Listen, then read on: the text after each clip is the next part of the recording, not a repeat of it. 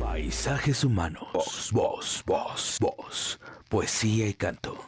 En un rincón del universo habita la más bella de todas las actividades humanas, la expresión. Aquí, la voz es raíz, la poesía es ala y el canto una llama que nombra lo invisible. Paisajes humanos no es solo un programa.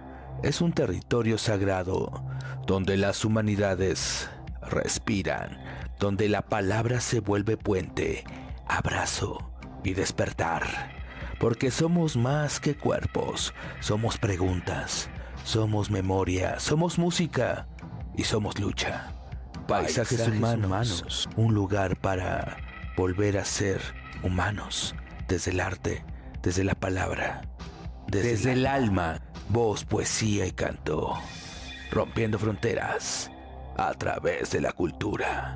Alex Salamandra.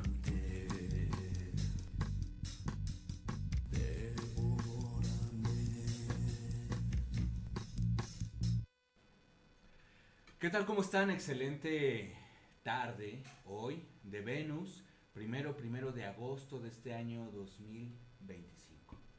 Es un gusto para un servidor, Alex Salamandra, darles la bienvenida a ustedes, abrir esa puerta a la actividad más bella del universo, que es la expresión. Hoy es un programa especial. Hoy es un programa especial porque hablar de cómo se estructuran las ideas, darles forma, hablar de la lógica moderna, hablar del lenguaje, es hablar de un filósofo que el 26 de julio cumplió 100 años de su muerte. Nacido allá en Alemania en 1847 y descarnó precisamente un 26 de julio de 1925. Hablar de Frege es hablar de lógica, es hablar de matemáticas, es hablar del pensamiento, cómo se estructura, es hablar del lenguaje, es hablar de la historia de las ideas, es hablar de filosofía, es hablar de ciencia. Y hoy tengo el gusto de tener dos invitados. Es un honor tenerlos aquí en Paisajes Humanos. Y voy a presentar primero al doctor Pedro Ramos, quien es licenciado en filosofía, es maestro en filosofía y es doctor en filosofía por la Universidad Nacional Autónoma de México y especialista en filosofía del lenguaje. Tengo también al doctor Cristian Gutiérrez Ramírez, que también se llama Alejandro Cristian Gutiérrez Ramírez. Él es también licenciado en filosofía, maestro en filosofía por la Universidad Nacional Autónoma de México y doctor en filosofía por la misma UNAM, y es especialista en filosofía de la ciencia y en filosofía de las matemáticas. Así que un fuerte aplauso para ellos. Y en nombre de mi compañero Benjamín Vázquez en los controles, porque estamos aquí en este espacio donde construimos esos puentes de corazón a corazón, y en nombre también de mi hija Andrea Elsa Fernanda Díaz, que es parte del equipo de Paisajes Humanos, que estamos rumbo a nuestro 5º aniversario. Este programa es para ustedes y les cedo la palabra a ustedes. Bienvenidos. Muchas gracias, Alex. Bueno, miren, yo quisiera empezar para introducir un poquito nada más la figura de Frege, leyendo un par de textos breves. Uno es la introducción que escribió un filósofo español llamado Jesús Mosterín a uno de los primeros libros que se publicaron sobre la obra de Frege aquí en México. llamado Estudios sobre Semántica, que se publicó aquí en la primera edición en 1971. Y quiero leer 2 párrafos breves, como para presentar un poquito y muy brevemente a Frege, ¿no? Los leo. Entonces escribe Mosterin: Gottlob Frege, 1848-1925, es el fundador de la lógica moderna y uno de los pensadores que más han contribuido a conformar la filosofía de nuestro siglo, sobre todo a través de su influencia decisiva en Russell, Carnap, Wittgenstein y Husserl. Pero en su tiempo no solo pasó desapercibida la importancia de su obra y quedaron sin eco sus ideas, sino que ni siquiera encontraba editor para sus libros, teniendo que pagar de su propio bolsillo la edición de su obra fundamental, Grundgesetze der Arithmetik. Frege pasó la mayor parte de su vida como profesor de matemática en la Universidad de Jena, pero nunca llegó a ser nombrado catedrático. Ni siquiera se le concedió una distinción rutinaria que solía otorgarse a todos los profesores al cumplir los 60 años, pues, y esta es una cita, su actividad académica carecía de interés para la universidad. Termina cita. Esto según palabras del secretario de la misma universidad. Frege tenía pocos alumnos. Uno de ellos, Carnap, nos cuenta que en 1913 solo otras 2 personas, una de ellas un comandante retirado que estudiaba las nuevas ideas matemáticas como hobby, asistían con él a las clases de Frege. Aquí termino la mención de Mosterin, ¿no? Recuerdo que también en otro texto Carnap decía que estudió la lógica de Frege, pero que no la acababa de entender. No sé si tú recuerdes que algo así comentó él, que se le hacía muy, muy extraña, ¿no?, su lógica. Bueno, leo otra cita mucho más pequeña. Esta ya tiene que ver, pues, con la muerte de Wittgenstein, y Frege ya había muerto cuando lo escribió, ¿no? Esto lo escribió Peter Gish, que pues atendió los últimos días de la vida de Wittgenstein, y esto lo escribió Gish y se lo escuchó a Wittgenstein unos días antes de morir. Y dice así, dice: de su gran deuda hacia Frege, Wittgenstein permaneció consciente hasta el final de su vida.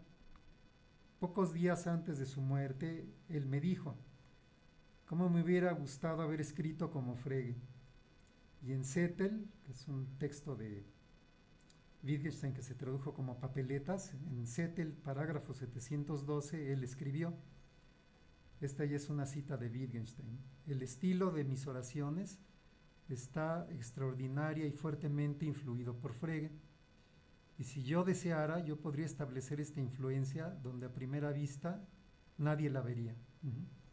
Bueno, es interesante porque esto se lo dijo pocos días antes de morir a Gish, ¿no? Entonces son declaraciones, pues ya de todas las reflexiones, ya postreras, poco antes de morir, de una gente cuando ya se da cuenta de muchas cosas, y reportó esto Wittgenstein. Y una última observación hago, y con esto termino. Aquí no encontré la cita, pero recuerdo que en sus memorias, en su autobiografía, Russell escribió que el acto de honestidad más grande que él tenía recuerdo en su vida, y ya estaba también muy grande, por supuesto, Russell, porque ya eran sus memorias prácticamente lo que estaba escribiendo.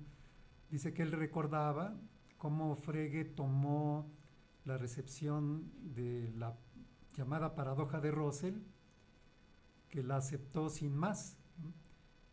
Y él dice que él recordaba eso como el más grande acto de honestidad intelectual de cualquier ser humano que él hubiera conocido, ¿no? Ese gesto de Frege.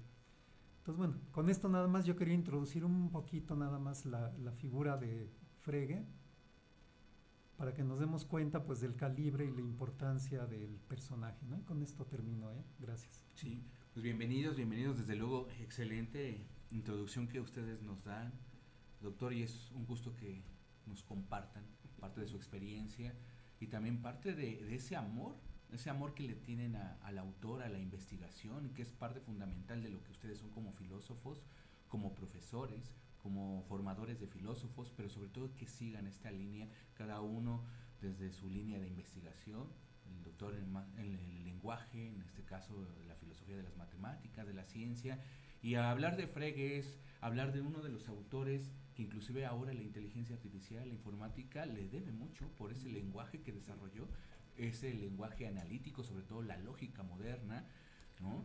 Entonces, doctor, ¿qué nos quiere aportar como introducción a este autor? Quisiera tomar algo de lo que decía ahorita Pedro, y era que Frege no fue tan reconocido en su tiempo, y creo que en buena medida, por parte de lo que nos decía Pedro, ¿no? Era un profesor en una universidad relativamente pequeña, aunque había estudiado en la Universidad de Göttingen, era alguien importante, pero había mucho trabajo en esa época, y alguno incluso en la misma sintonía que Frege, ¿no? En la misma época en la que Frege empieza a hablar de hacer un lenguaje para las ciencias, un lenguaje lógico que pudiera ser lógicamente perfecto, que evitara ambigüedades. También Giuseppe Peano estaba tratando de hacer algo muy parecido, una conceptografía, y de hecho parte de ese trabajo es lo que después, un largo camino que pasó por Russell, Hilbert, y al final terminó con un trabajo de Hilbert y Ackermann, ya como en 1939, se parece mucho ya a la notación contemporánea. Y pues ellos eran como figuras, por lo menos en el mundo de las matemáticas, no propiamente en el mundo filosófico, pero en el mundo de las matemáticas, eran figuras tremendamente importantes, ¿no? Entonces de repente creo que esa es una de las razones, no por la falta de originalidad, no por la profundidad del pensamiento, sino porque él Frege lo hacía desde una trinchera distinta, desde una cátedra de filosofía. Y estaba compitiendo con estas personas, pero la profundidad del pensamiento era innegable. Tenía correspondencia con muchos autores, incluyendo por ejemplo correspondencia con Hilbert. Y la verdad es que cuando uno la lee, yo siempre tengo la impresión de un poco, no sé si llamarlo menosprecio, pero sí como Hilbert sabiéndose el gran matemático, uno de los 2 o 3 grandes matemáticos de su época, haciéndole observaciones a Frege y no viendo algunos de sus puntos digamos, más filosóficos. Pero independientemente de eso, me parece claro que una vez que la gente empezó a retomar el trabajo, curiosamente justo uno de sus promotores fue Peano, otro fue Russell, que están en esta discusión de cómo utilizar, cómo generar esta lenguaje perfecto. Allá en 1900, en un congreso en París, se pusieron a discutir estas cosas, y ellos lo empiezan a popularizar, pero su impacto es brutal. Se le conoce como el padre de la lógica contemporánea, pero también como el padre de la filosofía analítica, y eso es algo que a mí me gusta muchísimo. Creo que Pedro puede decirlo mucho más, por ejemplo, todos los aportes que se hicieron a partir de su filosofía del lenguaje, pero a mí lo que me encantaba era su manera de pensar a la lógica como una herramienta de análisis. Hay muchas maneras de entender qué es el análisis, ¿no? Pero en particular que él explotaba una que yo atribuiría como su gran desarrollo a Descartes, que era esto que se llama el análisis interpretativo o transformacional. Y la idea es tomar problemas de un área del conocimiento, de un marco teórico, y traducirlos a otro marco teórico, en este caso la lógica, y hacerlo con muchísimo cuidado, ¿no? Ver cuáles eran los objetos más básicos, cuáles eran sus relaciones, y entonces, utilizando ese otro marco, hacer filosofía, hacer un análisis de lo que está pasando acá. Ajá. Y siempre, ojo, el objeto importante de estudio, por ejemplo, en el caso del lenguaje, es el lenguaje natural, es algo que siempre Pedro nos insistía mucho y nos insiste todavía en los seminarios que compartimos, de no se les olvide, porque de repente la gente que hace mucha lógica se pone a hacer mucho formalismo y se le olvida el objeto de estudio. Estábamos haciendo estudio sobre el lenguaje natural, pero la idea es aprovechar toda la maquinaria lógica posible. Y justo creo que esa es la idea del análisis, una manera de entender a la tradición analítica como una tradición que surge de tengo mis objetos de estudio, tengo mi maquinaria lógica, también matemática, hago una traducción, analizo y devuelvo respuestas, ¿no? Y eso creo que es sin duda un legado de Frege.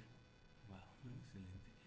El contexto de Frege, él es alemán, estudia, es alguien que pues, en realidad primero es matemático, ¿no? Va a la filosofía, en este caso la lógica moderna, entender la aritmética, entender los números y el aporte a la filosofía del lenguaje, y que en efecto en su momento no es tan reconocida. Sin embargo, en el círculo donde él se desenvuelve y después con la paradoja que lo vimos en el programa que usted estuvo con nosotros allá en Paisajes Humanos, que se da a conocer.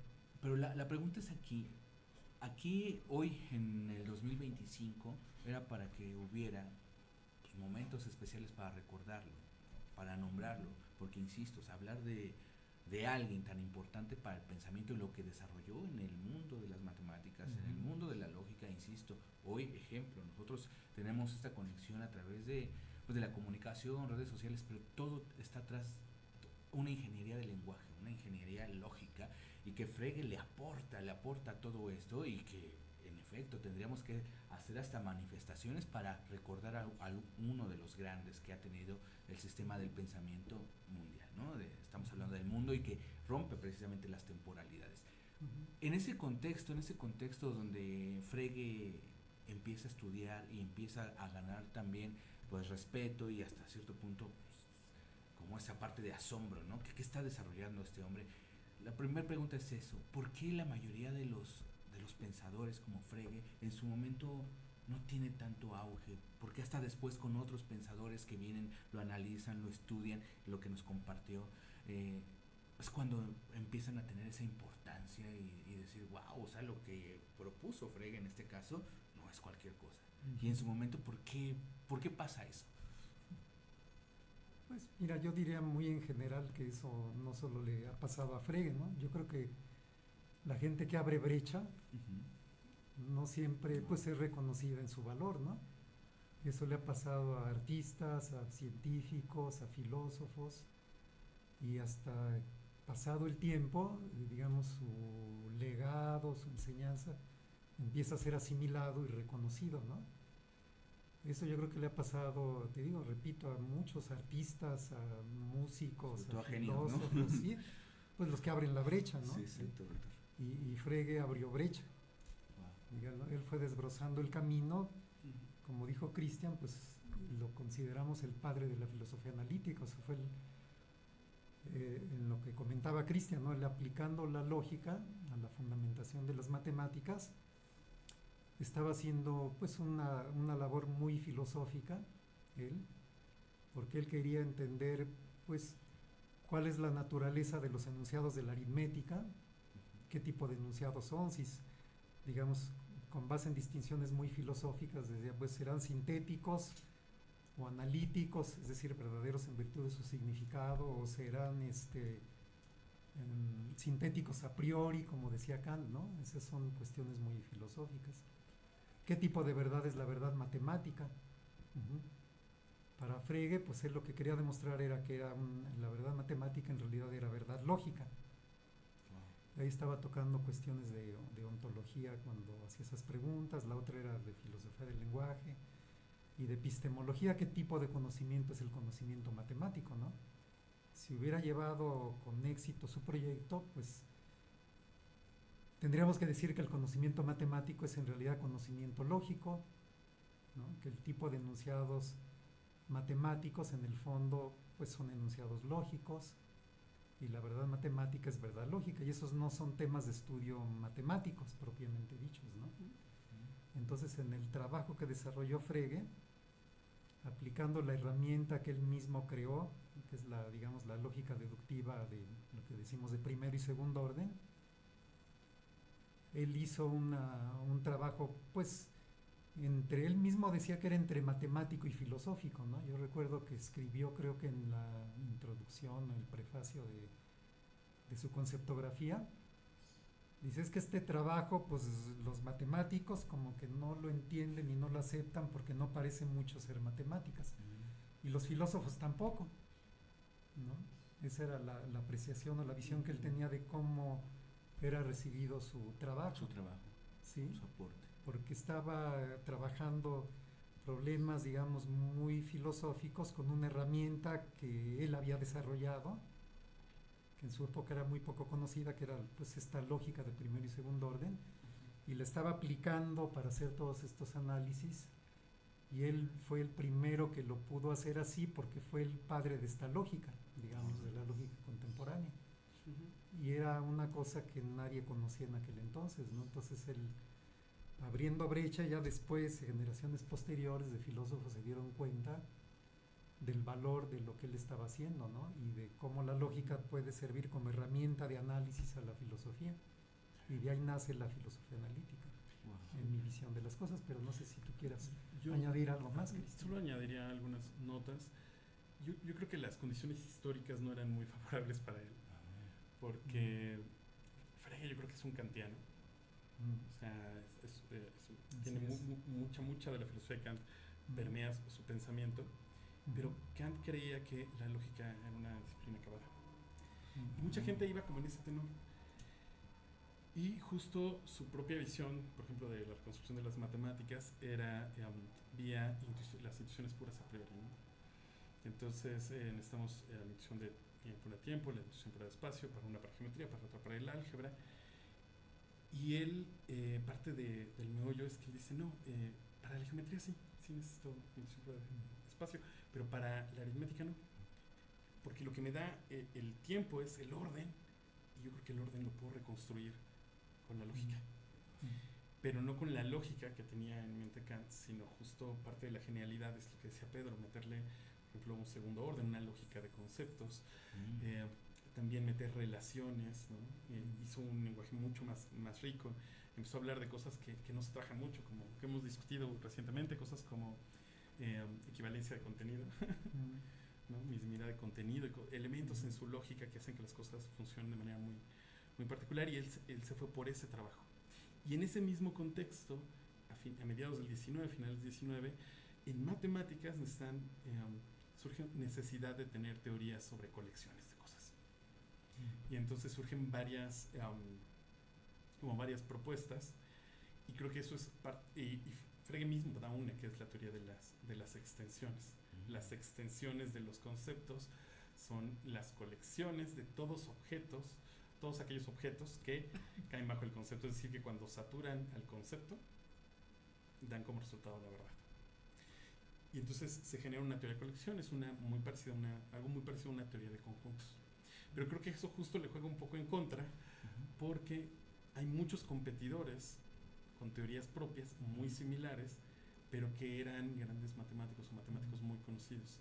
Gente como Cantor, ¿no? Riemann por ahí también anduvo haciendo cosas, Dedekind, y después el mismo Russell retomando en buena medida el pensamiento de Frege. Entonces su teoría no fue muy popular, su teoría de las extensiones casi nadie la recupera, y en buena medida también es porque ahí surgió la paradoja de Russell. Y creo que otra cosa que le jugó un poco en contra fue que su notación no era muy ergonómica para los matemáticos. Es algo que hemos discutido mucho Pedro y yo, pero creo que logra muy bien lo que quiere Frege, que es que los razonamientos sean prácticamente visuales. Ves los diagramas y dices, mira, tengo un diagrama, aquí otro diagrama, y a este diagrama le quito esta parte del diagrama, ya tengo esto, es un modus ponens, queda muy bonito. Pero creo que los matemáticos querían algo mucho más práctico. Y eso es, por ejemplo, algo que se tenía en mente gente como Peano cuando estaba desarrollando su propia cosmografía, que no quería algo tan filosófico, tan fundamental, quería algo mucho más práctico. Y creo que eso le jugaba en contra. La misma profundidad filosófica de Frege en sus escritos, de alguna manera creo que afectaba el interés que los matemáticos, o algunos matemáticos que iban por algo más práctico, se acercaran a su pensamiento. O sea, de repente las sutilezas, ¿no? Del estilo, tengo las funciones, ¿no? En la ontología de Frege teníamos objetos y funciones, pero los objetos son entidades acabadas, las funciones inacabadas. Entonces no podemos hablar de ellas porque no son objetos como tal, y son problemas que van surgiendo. Alguna vez Pedro me explicaba, ¿no? Este problema de el concepto caballo no es un concepto, y todas esas cosas para él eran muy muy importantes, verlas a detalle. Y probablemente para un matemático era ¿cómo que no puedo nombrar una función? Mira, aquí está. Entonces creo que eso de alguna manera le jugó en contra para ser popular en su momento, Sí. para, digamos, tener más impacto, pero le jugó completamente a favor a la posteridad. Porque justo esa manera tan fina de ir hilando los argumentos son lo que finalmente le dio el lugar que ocupa. Digamos que por lo regular un genio en cualquiera de esas, las aristas, disciplinas, ciencias y artes, al principio no se le entiende, ¿no? Hasta después, como que hasta que las demás personas, digámoslo, normales, empiezan a entender esa genialidad. En este caso voy a utilizar su palabra, doctor, de abrir brecha. Frege, en su momento podemos considerar que entonces él está haciendo una ligadura entre este mundo matemático, este mundo de la lógica, de la filosofía, digamos que es un puente de unión. Y la otra pregunta para ambos es, en ese momento ya ellos ya visualizaban, ejemplo Frege o después los demás filósofos que vienen, de esa división que hoy a nosotros es muy común decir filosofía analítica, filosofía continental, o ellos no estaban pensando en eso, eso fue hasta después. Bueno, a mí me da la impresión de que eso viene un poco después, ¿no? Esta división entre continentales y analíticos. En cierto sentido, pues Frege tendría que haber sido clasificado como continental, porque era filósofo alemano, formado en la tradición de matemáticas y filosofía alemana. Como dijo Christian, pues él estudió incluso cuando hizo sus estudios de matemático, ellos podían tomar varias materias, digamos, de otras disciplinas, y él tomó muchos cursos de filosofía, entre ellos cursos sobre Kant. Entonces, pues yo creo que esta división, tal como la percibimos a partir del siglo XX entre, vamos a decirlo, filósofos analíticos y continentales, siendo sobre todo los anglosajones los representantes de la filosofía analítica o llamada analítica. Creo que ese lío empezó cuando Carnap escribió mal sobre este filósofo, ¿cómo se llama? Heidegger, ¿no? Creo que fue en su libro sobre la superación de la metafísica por el análisis lógico del lenguaje. Pues se burló de este filósofo, se me fue su nombre, de Heidegger. De Martin Heidegger, sí, ¿no? Diciendo, ay, esta frase de que la nada nadea, pues jajaja, eso que quiere decir es una especie de tontería, ¿no? Y parece que eso le prendió mucho el ánimo a Heidegger, y ahí empezó un lío contra los positivistas lógicos, porque pues Carnap era el líder de esta escuela positivista lógica, y empezó ahí un lío en donde yo creo que ya las generaciones posteriores a este par de filósofos, pues sin leer lo que decían, digamos, los textos de la escuela contraria a ellos, los criticaban de una manera muy prejuiciosa de ambos lados, yo creo. Yo recuerdo una frase que escribió Gödel, quejándose de los positivistas y diciendo cuánto daño le hicieron a la lógica los positivistas lógicos, ¿no? Y yo creo que estaba recordando el origen de este lío y de estos pleitos, ¿no? Yo, por ejemplo, ahora que estudio más la filosofía del lenguaje de Frege, no desde la tradición posterior a él, sino yo me he agarrado los textos a leerlos por mí mismo. La fuente. Yo siento que está más cerca de la tradición hermenéutica de lo que se cree. Yo lo veo muy en ese mismo enfoque en muchas de las cosas que hacen los hermeneutas hoy en día. Por ejemplo, en cómo entendemos el lenguaje, cómo nos formamos la visión del mundo a partir de prácticas no solo lingüísticas, sino más en general, ¿no?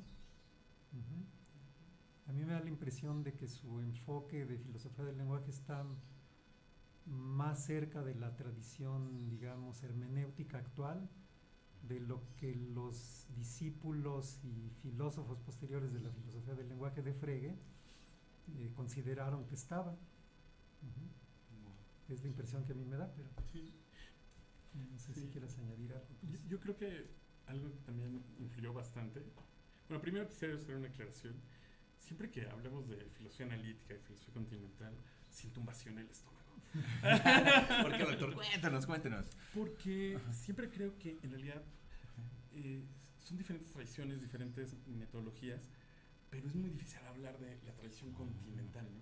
O sea, siento que es una cantidad enorme de tradiciones con sus propias metodologías que a veces comparten objetos de estudio entre todas las tradiciones, incluyendo la tradición analítica, y siempre pienso, no deberíamos llamarlos, siempre siento que es hasta despectivo llamarlos continentales. Como decía Pedro, ¿no? Está la tradición hermenéutica, pero también están los marxistas, Es están que los hay más, ¿no? materialistas, hay una diversidad enorme, y creo que es algo que cada vez sucede menos, pero como dice Pedro, ir quitando ciertas etiquetas nos permite tener un mejor diálogo, que finalmente hay muchas maneras de ver o de aproximarse a fenómenos que nos podríamos nutrir unos con otros.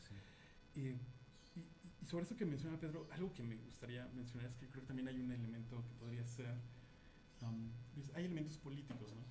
O sea, cuando justo uno ve algunas disputas, no todas, hay unas que genuinamente parecen ser disputas teóricas, pero otras a veces parecen ser de otra naturaleza, ¿no? En el mundo actual supongo que algunas serán quién se queda a la plaza o algo por el estilo. Pero en otro momento podrían ser cosas muy importantes. Algo que pensaba ahorita que Pedro mencionaba, Carna, era que curiosamente los positivistas lógicos en su momento representaban a una izquierda. Tenían una fuerte inclinación hacia el marxismo. Sí.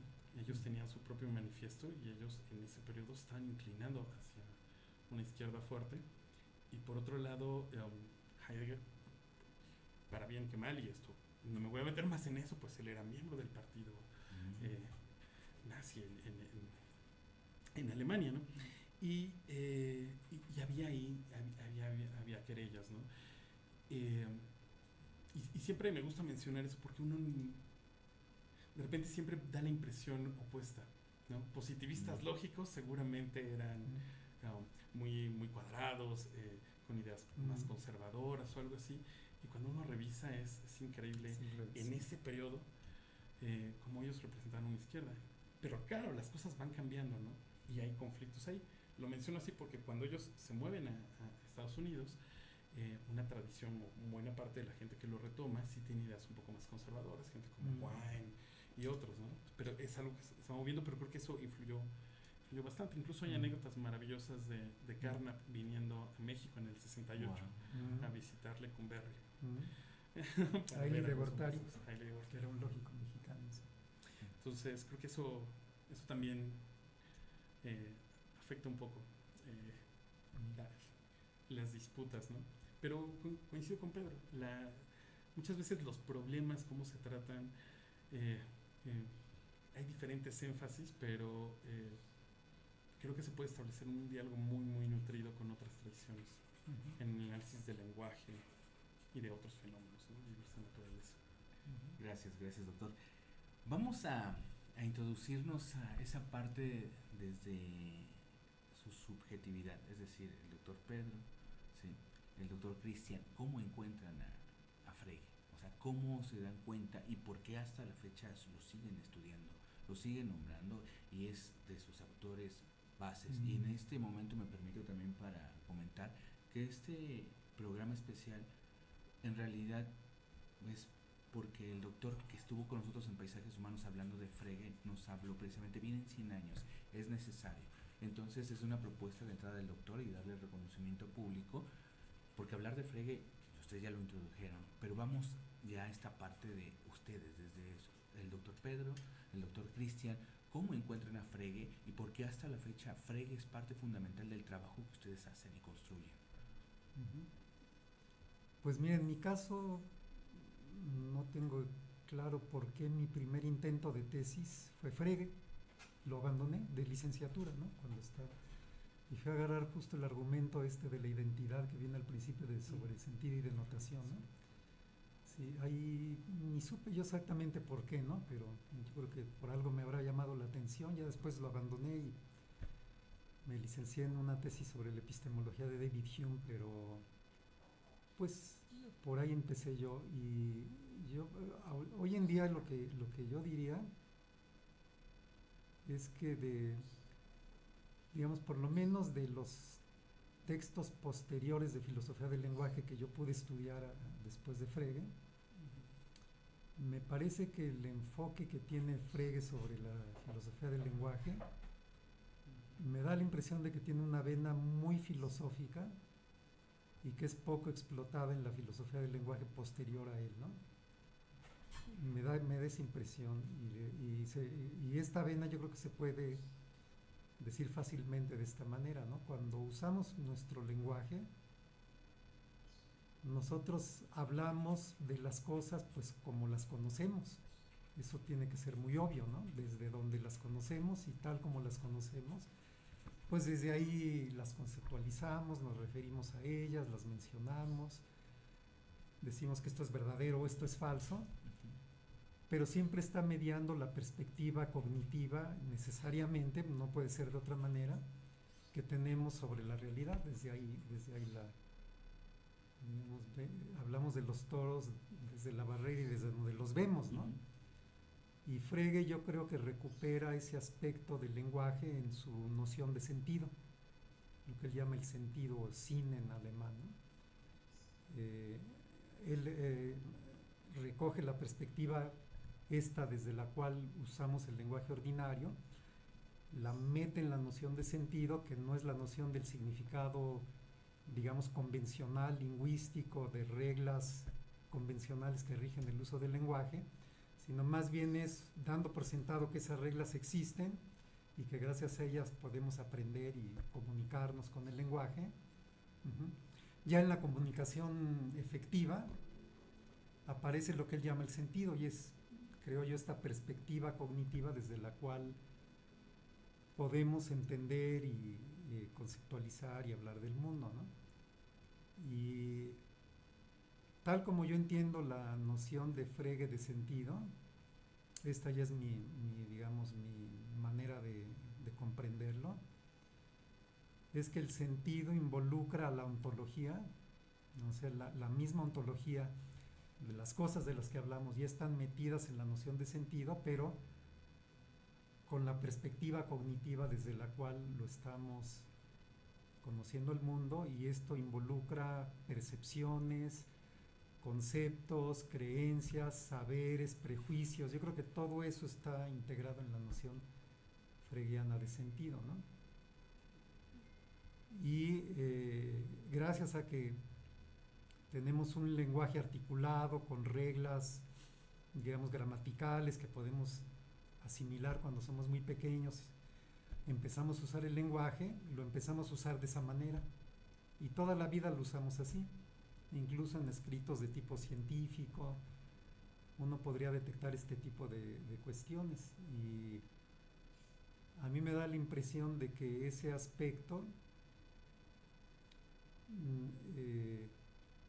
que involucra una perspectiva muy filosófica, ¿no? Porque en el marco filosófico de Frege vamos a decir que él considera que el contacto que tenemos con el mundo externo, vamos a decirlo así, es a través de impresiones sensoriales. Todo nuestro contacto es a través de las impresiones, ¿no? Y entonces, a partir de esas impresiones es que viene todo lo demás, ¿no? Pero él no es empirista. No dice es que todo el conocimiento, digamos, son elaboraciones mediatas o inmediatas a partir de la experiencia. Él no asume eso. Él, en cierto sentido, podríamos quizá clasificarlo más como racionalista si quisiéramos ponerle una etiqueta, pero toma muy en cuenta la experiencia. Pero el caso, yo creo, para ya terminar un poco con esta idea, es que, digamos, la concepción del mundo que tenemos, creo yo, y que manifestamos en nuestras creencias y nuestros conocimientos, él encapsula en la noción de sentido. Y en esa noción de sentido él le da un lugar a las impresiones sensoriales. Y el sentido es lo que comprendemos o lo que aprendemos cuando usamos el lenguaje y nos comunicamos todo el tiempo, y eso para él es muy contextual.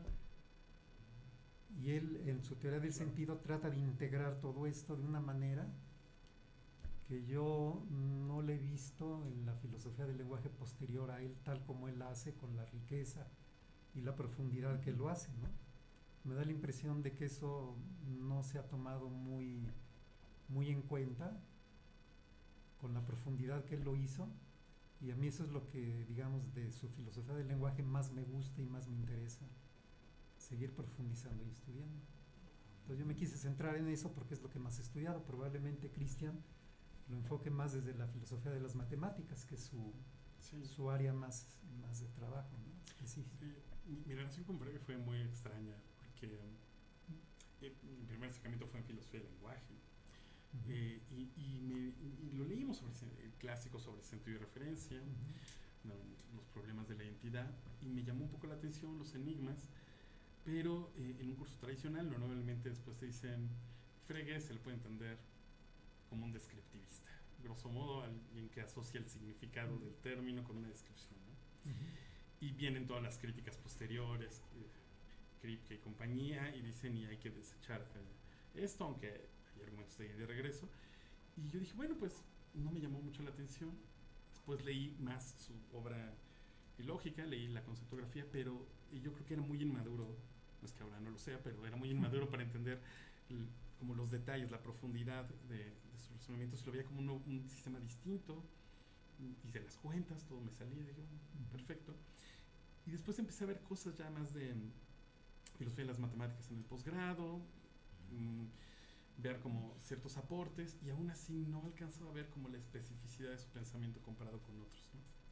Pero personalmente a mí lo que me cambió mucho fue justo mi convivencia con Pedro y con una doctora que se llama Denise Vázquez, que está haciendo una tesis doctoral sobre la lógica de Frege, y con ellos empezamos un seminario de Frege que ya debe llevar 8 años tal vez, y nos pusimos a leer y a leer la obra y otro y comentadores, y así hicimos mucha lectura y empecé a ver un montón de cosas que se me habían ido por alto, y ahí es donde empecé a tener un poco, o sea, mucho más interés. Y hay sobre todo dos líneas que me interesaron mucho, aparte de la línea del lenguaje, que siempre es como muy fina, que una era el proyecto de pensarlo como una suerte de atomismo lógico, ¿no? En su propia versión, después pues, cómo pasa a Russell, cómo pasa después a Wittgenstein, pero pensar en esta idea de podemos hacer una reconstrucción del mundo a través de ciertos átomos, con lógica, todos los elementos del lenguaje. Y el otro fue como todo el tratamiento estructural para la reconstrucción de las matemáticas. Me gusta muchísimo hacer las comparaciones de cómo lo fue haciendo él con su teoría de extensiones, con los conceptos, con su notación, cómo lo hace después Russell con teoría de tipos, cómo lo hacen en teoría de conjuntos, cómo se van, y de repente uno ve y dice, es que en realidad casi todas estas discusiones estaban aquí, de manera distinta, pero el núcleo ya, o sea, incluso a nivel formal, la estructura de los razonamientos estaba ahí. Y me interesan mucho estas cosas muy generales sobre cómo se van repitiendo patrones. Hay un autor que me gusta mucho, que se llama Lauvier, son Janowski, son autores que trabajan con estos esquemas generales. Y me gusta mucho comparar el trabajo de Frege con el trabajo de Cantor, con el trabajo de Russell, con el trabajo de Zermelo y compañía, y ver que hay muchas estructuras en común. Entonces, como es como la expresión casi de un pensamiento de época, como él pudo desde la filosofía y con toda la fineza plantear algo que andaba ahí, un problema, y él pudo ir sacando tantos detalles que muchos otros no pudieron, pero al final llegó a los mismos o resultados muy similares. Wow. Fue ahí cuando dije, wow. Excelente, doctor. Tienen un saludo, quiero compartírselos. Alicia Colot Villarreal dice saludos desde Veracruz. Alicia. Para los dos, Alicia Colot, qué gusto escucharlos a los dos. Ese es el saludo que tienen. Vamos a esta parte fina, exactamente. Cuando tomé clases de análisis de argumentos con el doctor, siempre nos hablaba eso de ir a análisis finos. En este caso, ¿en qué propongo este análisis? De entrada, que nos hablen un poco de ese aporte logicista de Frege, el aporte a la aritmética que nos introdujeron, pero algo también muy importante. Pues te están hablando de 8 años de seminario. Significa que el interés, el aporte, el estar estudiando a Frege pues es algo que le están dejando también a la filosofía que se hace en nuestro país, a la filosofía que se construye aquí. Y la pregunta antes de que nos contesten también para ligarlas, ¿y qué tanto esa repercusión tiene Frege, digamos, en nuestro país? En el caso que ustedes lo estudien en la UNAM, ejemplos, la experiencia que usted ha tenido como docente fundamental de nuestra Universidad Autónoma de la Ciudad de México, ¿qué tanto aporte, qué tanto se construye Frege? O sea, ¿qué tanto lleva ese autor a estos seminarios, a estar discutiendo su aporte? O sea, ¿qué tanta repercusión tiene en estas instituciones tan importantes de hacer filosofía? Híjole, pues mira, yo cuando lo pienso muy, muy en general, digamos, el legado de Frege a la cultura o a la filosofía, así primero voy a decir algo demasiado general, ¿no? Yo lo comparo un poco con lo que...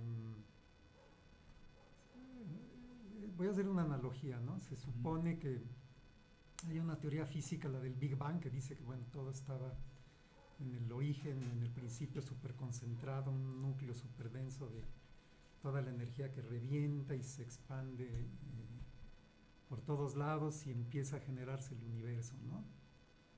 Y luego preguntan, bueno, ¿y qué evidencia actual existe, pues, de que eso fue así, ¿no? Y una evidencia es que hay un fondo de microondas por todos lados, en todo el universo, que se puede detectar en cualquier dirección, muy tenue, y eso podría ser uno de los vestigios actuales de esa gran explosión, ¿no? Yo cuando pienso a veces en Frege y en la filosofía, yo pienso que el aporte que él dejó se parece a ese fondo de microondas que anda por todos lados, muy difuso, mucha gente no lo detecta, pero ahí está, y están en muchos lados, ¿no? Por ejemplo, hablabas de la informática y de la lógica, pues eso es una cosa muy obvia, ¿no? En lógica el aporte de él es tremendo, y la lógica pues tiene un gran impacto, digamos, hoy en día en la tecnología, en la cultura en general, en muchas carreras ya se estudia, y eso se lo debemos a Frege. Ahora, en la manera de hacer filosofía analítica, pues también, ¿no? Porque él le inauguró, él empezó a hacer filosofía con su herramienta lógica para tratar de fundamentar las matemáticas, o la aritmética en particular, pues mostró cómo se puede usar su lógica como herramienta de análisis, con análisis muy finos, como dice Christian, sin duda, ¿no? Y él mostró ahí en ejemplos muy concretos, en varios textos, cómo se hace eso.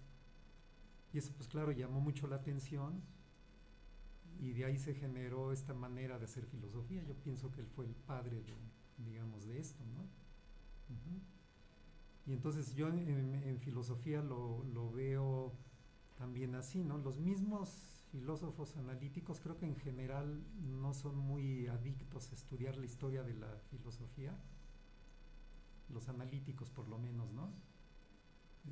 Tienen muy poca visión del propio pasado, de dónde viene lo que ellos hacen, y tienden a ignorar estas cosas, ¿no? Como lo que dice Christian, ¿no? De hacer por ejemplo, estas comparaciones que a ti te han llamado tanto la atención en filosofía de las matemáticas. Yo me acordé mucho de un texto fundacional de Frege, justo en filosofía del lenguaje, que se llama Sobre sentido y referencia, o Sobre sentido y denotación, en donde están las semillas de casi todo lo que se desarrolló en el siglo XX en filosofía del lenguaje. Tú vas leyendo página tras página y te vas encontrando los ancestros de distintas teorías que después desarrollaron a lo largo de todo el siglo XX muchos filósofos. Y es sorprendente y es increíble, ¿no? Decir, bueno, qué semillero de ideas fue este artículo. En tan pocas páginas dejó sembrados muchos enfoques, muchos problemas que otra gente explotó después. Y ahí están, en la cantidad de, qué sé yo, como de 25 páginas, ¿no? Un artículo muy breve, que es increíble, ¿no? Un autor español, Valdés Villanueva, que ha publicado textos de filosofía del lenguaje en español, él dijo, pues es que la agenda de la filosofía del lenguaje del siglo XX está en ese artículo. O sea, todo el programa de la filosofía del siglo, bueno, no todo, tal vez exagero, pero muchos de los problemas y temas están ahí, están allá. Entonces yo creo que el aporte de Frege a mí me da la impresión de que cada vez más con el tiempo yo creo que se le va a reconocer, ¿no? La estatura, la importancia, la figura histórica. Y yo para terminar nada más diría que si de aquí a 100 años aún existimos como habitantes de este planeta, porque a lo mejor ya no vamos a andar por aquí si las cosas siguen como van, en alguna historia de la filosofía se va a darle su justo lugar a Frege, que es una figura para mi modo de ver gigantesca, ¿no? Es de los grandes de toda la historia de la filosofía. Yo lo compararía, por ejemplo, en estatura con Descartes o con Descartes, ¿no? Descartes se dice que funda el giro epistémico en filosofía con sus textos, orientando el centro del interés filosófico hacia problemas del conocimiento. Y yo creo que Frege hace lo mismo con el lenguaje.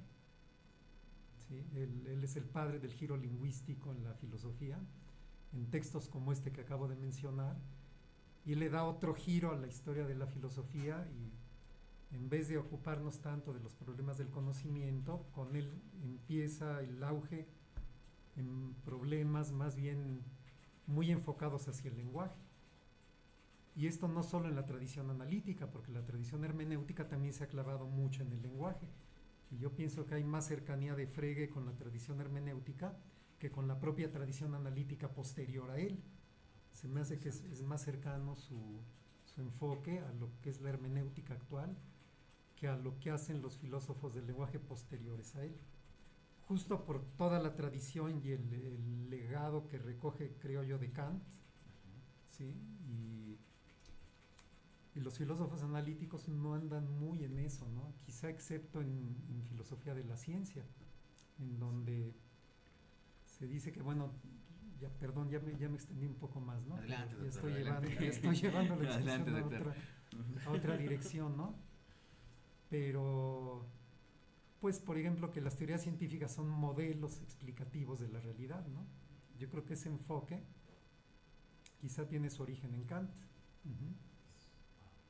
Y les llegó a los filósofos de la ciencia, esto sí, ya muy analíticos, por el estudio de los límites del conocimiento humano que emprendió Kant. Parece que eso tiene su origen ahí, en filosofía de la ciencia.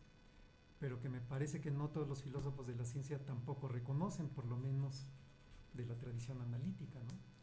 Perdón, ya terminé con eso. Adelante, doctor. Sí, wow. Y justo, no sé, a mí algo que me gustaría como mencionar o profundizar, creo que es esto que dice Pedro, ¿no? La inclusión del lenguaje, sí retomar aspectos epistemológicos, la cognición. Creo que una de las cosas que aporta mucho Frege es una visión muy filosófica de fenómenos que puedes estudiar desde otras disciplinas, como mencionaba Pedro, ¿no?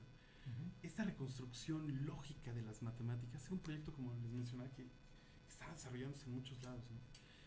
Pero para Frege no era cualquier reconstrucción, y creo que ahí la genialidad. Necesitaba cumplir ciertos estándares filosóficos. Nos dio, en parte creo que uno de sus grandes legados es estándares. No solamente es lograr una reconstrucción formal, no es el uso de la lógica para hacer demostraciones y listo, sino el uso filosófico de la lógica. Entonces me gustaría dar un ejemplo, y es que esto lo saco del trabajo, por cierto, del doctor Max Fernández de Castro, que le recomiendo mucho su trabajo. Cuando uno revisa la conceptografía, que fue uno de sus primeros textos, 1879, él quiere dar un lenguaje para la ciencia. Y viene dividido en tres grandes partes. La primera parte es una explicación de los símbolos, y ahí viene un montón de cosas maravillosas. O sea, sus explicaciones de los condicionales, de la cuantificación, de cómo se conecta con operadores modales, identidad de contenido, cómo usar sus diagramas. La segunda parte es el desarrollo propio de un sistema lógico, va dando ciertos principios que justifica de manera semántica y va haciendo sus deducciones con sus diagramas. La verdad es que, debo ser honesto, si a uno no le gusta mucho eso, uno dice, ¡ay! ¿Qué es eso que está pasando, no? Pero luego viene una tercera sección que casi nadie trabaja, que es la teoría de las series.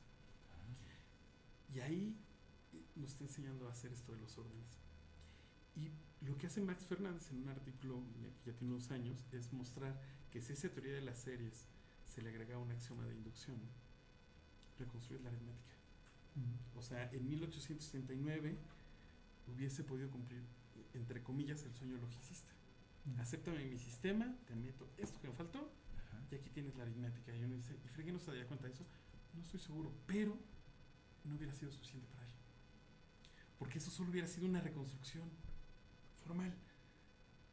Y para él, una buena reconstrucción de las matemáticas no solo debía decirte, mira, sí lo puedo derivar, también te tiene que explicar cuáles son los procesos que están atrás, te tiene que dar una epistemología, hablar de los procesos cognitivos, cómo es que tú lo aprendes, te tiene que explicar los usos del lenguaje que para él eran tan importantes.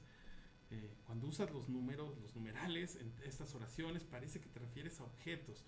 Si ese es el caso, entonces, ¿cuáles son los objetos? Y entonces viene una ontología y tiene que decir, no, mi proyecto no puede estar completo hasta que no responde estas preguntas. Hacer la reconstrucción puramente formal, ese es un mal uso de la herramienta. Tiene que ir acompañado con la filosofía, ¿no? Tengo que poder contestar estas otras preguntas. Solo entonces adquiere sentido el uso de la herramienta formal en filosofía. Y digo, creo que es parte de lo que nos ha dejado. Y en México me gustaría mencionar que los cursos de filosofía del lenguaje no se entenderían sin Frege, ¿no? Y que ha dado muchos trabajos y todavía se siguen discutiendo sobre discusiones contemporáneas. Y hay uno en particular que me gusta mencionar, que es un filósofo mexicano muy exitoso, es Agustín Rayo, no sé si han escuchado hablar de él. Estudió aquí en la Facultad de Filosofía y ahora es profesor en el MIT. Y él tiene una teoría bastante interesante que es sobre la construcción del espacio de posibilidad. Nosotros construimos qué cosas son posibles y qué no. Y es Frege. Él mismo lo dice, él es un neofreguiano, después de un montón de discusiones, después de Quine, etc. Y es una propuesta, una de las, solo por mencionar una de las más conocidas, que surge aquí, bueno, surge en Estados Unidos, en MIT, pero que empieza aquí la discusión con Agustín, que ha tenido impacto en nuestra comunidad y que es una propuesta neofreguiana por completo. Entonces, una de nuestras propuestas, y mucha gente lo está trabajando ahora para diferentes temas, justo para tratar de entender. Incluso había un chico que quería utilizar esa maquinaria para entender comunidades, por ejemplo. ¿Cómo puedo conceptualizar comunidades? Y la idea es a través de conceptos. ¿Qué conceptos uso para recortar el espacio de posibilidad? ¿Cómo se van embonando? ¿Cómo aceptar ciertas oraciones en lenguaje natural? Me dicen que es posible y que no. Y cómo eso se va modificando. Creo que son cosas muy interesantes que no salen sin Frege. Exacto. Sí, por algo, ¿no? Es esa persona, ¿no? Que empieza a abrir caminos, brechas, como decía el doctor Pedro. Hablando del lenguaje, ejemplo, ese rato cuando estaba promocionando, invitando a que vieran el programa, un maestro en Derecho, a Mauri, que le mando un saludo, decía algo muy importante. O sea, la filosofía analítica, la filosofía del lenguaje es fundamental. Decía, ejemplo, para nosotros en Derecho, esa filosofía analítica, sin la filosofía analítica, gran parte de este derecho, de esta argumentación jurídica no existiera. Y eso es en derecho, en todas las ramas del conocimiento, disciplinas, en la política, ejemplo, donde quiera que haya argumentación en la sociología, es hablar precisamente del lenguaje, es hablar de esto que se va construyendo a partir de. Frege en la actualidad, usted lo está diciendo, doctor, si tenemos 200 años más de vida, se va a estar recordando ese 26 de julio que él parte, ¿no? Que él parte de este mundo, pero se quedó ahí su filosofía, ¿no? Se quedó ahí su filosofía. Ejemplo, el 8 años ustedes que tienen con este seminario, vamos, y van a pasar, yo supongo que otros 8, 10, 20 años, y ustedes también van a dejar la semilla, porque van a estar dejando la semilla en futuros estudiantes que van a agarrar a Frege y que van a retomarlo, y a partir de esos aportes que ustedes están haciendo. El por qué es muy importante que ustedes estén compartiendo esa experiencia a partir de. Entonces, lo siguiente, sus obras de Frege, sus obras de Frege, porque él publica muy joven, 37, 39 años, ya estaba hablando de Frege, sus publicaciones, ¿qué más publica? ¿Qué publica Frege? Pues mira, yo mencionaré nada más unas cuantas cosas que recuerdo, ¿no? Pues su primer trabajo importante que publicó en su vida fue en 1879, como nos recordó Cristian, que es la conceptografía, ¿no? Él nació en el 48, ¿cuántos años tendría? En el 79, 31 años. Fue trabajo de juventud. Con ese trabajo, si él hubiera Súper muerto, joven, ¿no? Estaba publicando. si se hubiera muerto, ya habría pasado la historia de la lógica como el padre de la lógica contemporánea, ¿no? De la lógica deductiva actual. Con ese solo trabajo, que fue el primero en su vida, ¿no? Y más tarde publicó el libro de fundamentos de la aritmética, es del 84, ¿verdad? Sí. Creo, ¿no? Es un libro muy gordo. Sí. Sí. Ahí es donde hace un estudio filosófico. Bueno, que Cristian, yo creo que va a poder hablar más de él porque él creo que ya lo leyó completo. Yo lo he ojeado y he leído algunas secciones. Yo no lo conozco realmente muy bien ese texto, ¿no? Pero digamos, es su primera obra muy importante en el camino a la fundamentación de la matemática, y no digo más, ¿no? Solo que lo amplíe un poco más adelante Cristian. Y publicó un poco más adelante trabajos de filosofía del lenguaje, porque yo creo que para él era muy importante, como nos señaló Cristian también, digamos, no solo hacer un trabajo formal de reconstruir algo, sino de meterle toda la fundamentación filosófica que fuera necesaria como justificación a ese trabajo formal, ¿no? Entonces, como parte de ese trabajo de fundamentación, él publicó varios artículos de filosofía del lenguaje. El fundacional de la filosofía del lenguaje contemporánea es el de sobresentido y referencia, o sobresentido y denotación, así se han traducido. Es de 1892. Y publicó trabajos sobre qué son los conceptos, que uno se llama sobre concepto y objeto. Ese me parece que es posterior, un año después, no sé si tú recuerdas, del 83 creo, es, ¿verdad? 93, sí. 93, perdón, sí, Creo que un sí, año sí, después sí. del otro, ¿no? Ujú. Y publicó sobre qué son las funciones, y esos son trabajos muy enfocados hacia la filosofía del lenguaje. Publicó un trabajo también sobre la justificación científica de una conceptografía, que me parece que ese fue un poquito después de publicar el libro de la conceptografía, ¿no? Sí. Fue en el 79 y este debe haber sido en el 80 y tantos, ¿no? Sí, lo publicó unos poquitos años después, ¿no? Defendiendo, digamos, su conceptografía, porque lo habían atacado de que era una especie de copia mal hecha de la lógica de Boole, creo, ¿no? Le habían hecho muchas críticas, lógicos celosos de que no le diera su lugar a Boole en su conceptografía. Entonces le empezaron a hacer mucha bulla y muchas críticas a Frege, y él se justificó ahí, ¿no? Y el siguiente trabajo importante, que yo creo que también el más autorizado para hablar de él, es lo que se llama los Grundgesetze del filósofo, que son las leyes fundamentales de la aritmética, en donde ya iba él a coronar su trabajo, ¿no? Son 2 tomos muy gruesos. Creo que las 3 obras más fundamentales de Frege son 3 libros, ¿no? Son de los fundamentos de las matemáticas, o de la aritmética, ¿cuál es? De la aritmética, ¿no? Y los Grundgesetze, las leyes fundamentales, que son 2 volúmenes.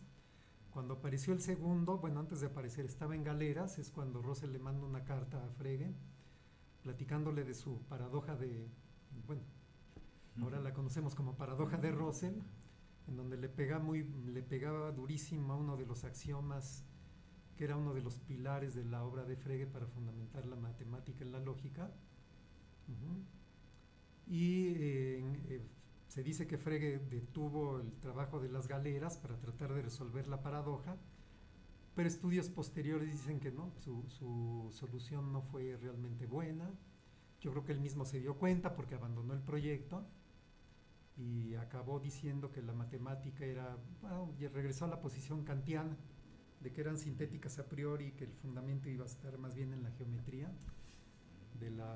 que es en la visión de Frege sintética a priori la geometría, y esa iba a ser el fundamento, pero ya no lo trabajó a profundidad tal como lo trabajó en cuestiones de lógica. Uno de sus últimos trabajos, y con esto termino, que a mí me gusta mucho, se llama El pensamiento en investigación lógica, que es uno de 3 trabajos que escribió, que iban a ser un libro de lógica, a lo que él entendía como lógica, porque ahora si uno los lee, uno diría difícilmente que eso es lógica, ¿no? Pero por lo menos el trabajo del pensamiento está muy de la mano del trabajo de sobresentido y referencia.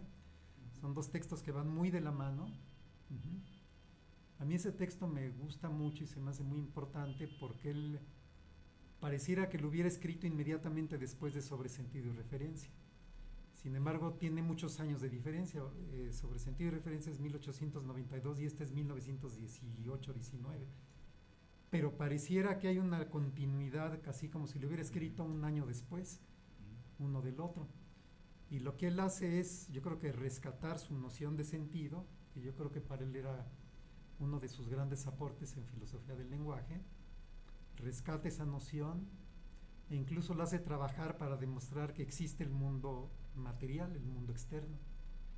A través de la noción de sentido, él elabora una demostración de que sí vivimos en un mundo común, porque él, acuérdense que decía que nuestro contacto inmediato con el mundo son impresiones sensoriales subjetivas. Y eso fue lo que a partir de Descartes generó todo el problema y el llamado del mundo externo. ¿Cómo es que existe un mundo si toda la evidencia que tenemos de él es absolutamente subjetiva en impresiones subjetivas que cada quien tiene, nadie comparte con nadie, cada quien tiene las suyas? ¿Y cómo demostramos que existe un mundo a partir de eso, un mundo compartido por todos los seres humanos, ¿no? Bueno, él se da la tarea de, con su noción de sentido, tratar de demostrar cómo es que sí vivimos en un mundo común, pero el fundamento lo encuentra en la noción que él elaboró de sentido en este artículo fundacional de la filosofía del lenguaje.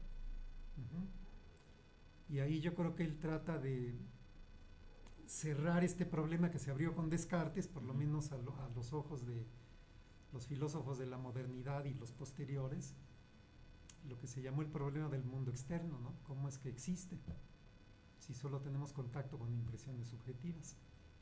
Yo creo que él ahí trata de cerrar ese problema y es uno de los últimos artículos que escribió en su vida, junto con otros 2 artículos, uno sobre la negación, que le da un enfoque también muy de lógica, pero también de filosofía del lenguaje, y otro más que ahorita no recuerdo cómo se llama, eran 3 cosas que publicó ya casi al final de su vida, ¿no?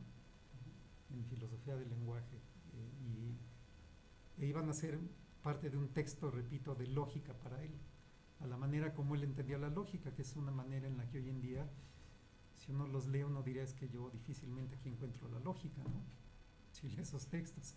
Pero bueno, era su modo de entender lo que era la lógica, pero termino con esto. No, sí.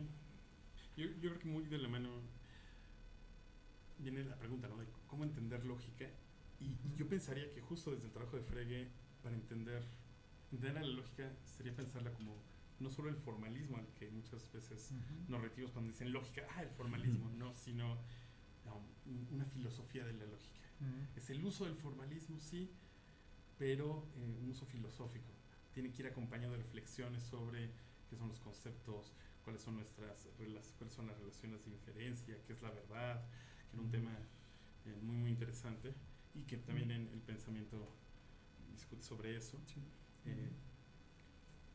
Yo sí pensaría que sería como un libro de lógica para filósofos, de filosofía de la lógica. Y no sé, yo solo agregaría, creo que el recorrido que nos dio Pedro es muy muy bueno.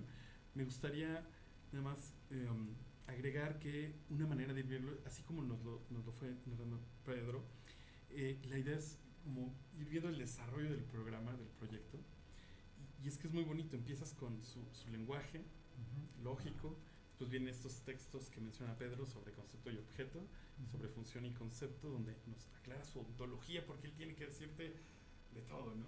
Después viene los fundamentos de la aritmética, y ahí Dice, ya tengo un poco el formalismo, hay que hacerle correcciones, hay que decir otras cosas, pero aquí, más que en la parte formal, te voy a dar como la parte filosófica, retomando mucho de lo que ya di sobre función y concepto, etcétera, cuáles son los objetos que existen, y después se mete también sobre sentido y referencia, la noción de sentido, y creo que hay lecturas que me agradan. Pedro creo que entiende mucho mejor esto que yo, pero donde le dan como un cierto giro epistémico a la noción de sentido. O sea, sí es lenguaje, pero tiene que ver con la cognición también. Entonces se va completando el panorama, ¿no? Todo se va como engarzando poco a poco. Y después viene las leyes fundamentales, y ahí sí ya es como de, sí, ya tengo todo. Tengo el lenguaje, tengo la parte filosófica, en torno a las matemáticas, tengo mi ontología, ya sé cómo explicar a nivel cognitivo, mi filosofía del lenguaje, y es como ya, aquí voy a hacer mi reconstrucción, y ya es ahí donde todo colapsa un poco, la famosa ley básica 5. Pero justo es este ejercicio de honestidad intelectual del que hablaba Pedro, creo que es importante remarcarlo. No solo reconoció que efectivamente un problema, sino que no aceptó soluciones que formalmente lo podrían haber sacado del atolladero, pero que no cumplían sus altos estándares filosóficos. Hubo tradiciones posteriores que decían, la ley básica 5, ¿no?, que era el problema, y lo que hace es comparar dos conceptos y decir, oye, tengo los conceptos que son como estos objetos inacabados que al ser saturados te mandan a la verdadera o a la falsa. Y decimos, pero esos no son objetos propiamente, son como unas entidades insaturadas. Lo que sí es un objeto es la extensión del concepto. Ahora sí, la colección de los objetos que caen bajo el concepto, ¿no? ¿Sí? Entonces, por ejemplo, mexicano, ¿no? Y entonces cualquiera de nosotros entra ahí, ¡pum! Nosotros somos parte de la extensión del concepto mexicano. Muy bien. Claro. Ya tenemos eso. Y dice, ok, pero una extensión puede ser extensión de más de un concepto. Por ejemplo, ser un animal con riñones, el famoso ejemplo, y ser un animal con riñones, ¿no? Son dos conceptos distintos. Dicen cosas distintas, pero tienen la misma extensión. Sí, animal con corazón y animal con riñones, ¿no? Sí. Wow. Y entonces dice, ok, entonces puedo tener extensiones que son extensiones de dos conceptos distintos. Oye, pero entonces ¿cuándo sé que dos conceptos tienen la misma extensión? Dice, ley básica 5. Dos conceptos tienen la misma extensión, sí, solo sí. Para cualquier objeto que caiga bajo el primer concepto, también cae bajo el segundo. Tienen que, si cae uno, cae el otro, cae uno, cae el otro. Entonces van a tener. Y él lo ocupa en varios lugares para hacer como sus demostraciones y demás. Y en particular se utiliza para la demostración de algunos principios como el principio de Hume y varias partes de la reconstrucción. Y la ley básica 5 es la culpable de que tengamos, es un elemento esencial para la reconstrucción de la paradoja de Russell en su sistema. Y él fácilmente creo que hubiera podido decir, ok, quito la ley básica 5, intentó trabajar con algunas modificaciones, pero una opción alternativa hubiera sido quitarla y decir, y si asumo como principios los otros principios, digamos, los resultados derivados de esto, ya tendría mi reconstrucción y cumpliría con muchos estándares formales y demás. Pero creo que él, como un ejercicio de honestidad intelectual, dijo, pero eso no es el proyecto, porque la ley básica 5 es fundamental en el sentido filosófico, es lógica pura, porque me está diciendo cómo trabajar con los conceptos. ¿Qué objetos voy a asociar a dos conceptos? ¿Qué tiene que ver con que uno caiga o no caiga, etcétera? Y los otros, si bien son principios que pueden ser muy generales, no son tan fundamentales a nivel lógico como es esta ley básica. Entonces, si acepto eso, no estaría haciendo lo que yo dije que iba a hacer, que era hacer una reconstrucción de las matemáticas en términos lógicos. Su estatus no es claro. Y tuvo la honestidad para decir, aunque esa es una alternativa, no la voy a tomar. Wow, extraordinario. Pues vamos a hacer aquí una invitación, un puente para ustedes, para regresar con los doctores e ir concluyendo este pequeño pero gran homenaje a este autor, a Frege, la importancia que implica, radica en cómo construimos el lenguaje, en cómo construimos la lógica desde la filosofía, desde la ciencia, desde las mismas matemáticas. Y yo quiero invitarlos de entrada a la cartelera cultural que tenemos para ustedes esta semana. Invitación que voy a empezar con lo siguiente. Mañana tenemos programa, de entrada tenemos programa. Vamos a tener a un cantautor, punto de las 5 de la tarde. Y desde luego también a las 19 horas tenemos la emisión de Las Huellas del Alba. Y este trabajo que estamos realizando para ustedes, porque llevamos a cumplir 5 años. Y aquí está en pantallas a Charlie Massa, un cantautor extraordinario, que va a estar con nosotros en punto de las 5 de la tarde en Paisajes Humanos. Y pues no se lo pueden perder. La verdad es que Charlie es un extraordinario cantautor y va a estar compartiendo su trabajo tanto musical como sus líricas y cómo lo conjunta para hacer este aporte a la música subterránea en nuestro país.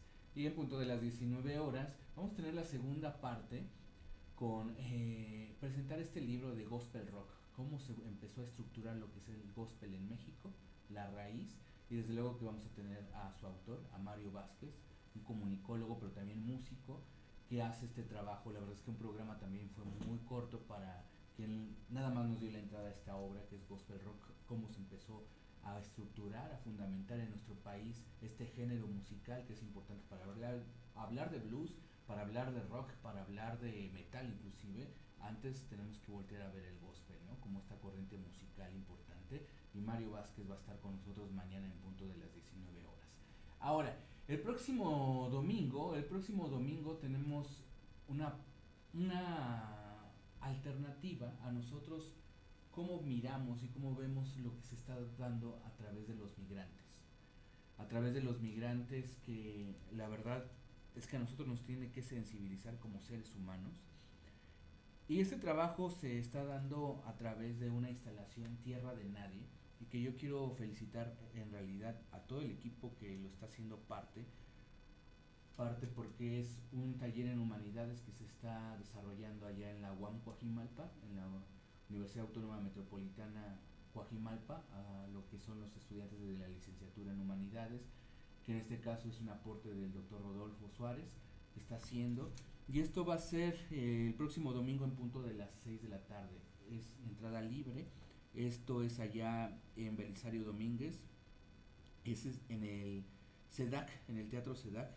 En este encuentro, muy cerca de aquí, inclusive de aquí del estudio, es en Coyoacán. Es entrada libre. Si ustedes quieren ir a ver esta puesta, esta instalación, de todo el recorrido que se ha construido, no solamente en 3 meses, en un trimestre, sino ese es un trabajo que ya lleva el doctor Suárez ya desarrollando, y en este sentido nos incluye a nosotros como estudiantes, así que están invitados, invitadas.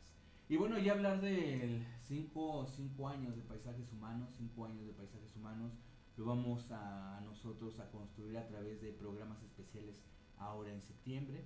Estén atentos, pero sobre todo con un evento el próximo 26 de septiembre en punto de las 4 de la tarde, un encuentro entre la poesía y la música. Ustedes están invitados. De entrada, pues desde luego nos acompaña Ángel de Metal, una banda ya emblemática, una leyenda de lo que es el movimiento del heavy metal en México. Ha alternado con bandas internacionales. Cuando vienen bandas también de otros lados, Ángel de Metal es partícipe, y va a estar el maestro Marco Delgado, un virtuoso en la guitarra, va a estar con nosotros. Van a estar más bandas, ejemplo ahí está Yue. Yue es una extraordinaria cantante que bueno, va a estar con nosotros.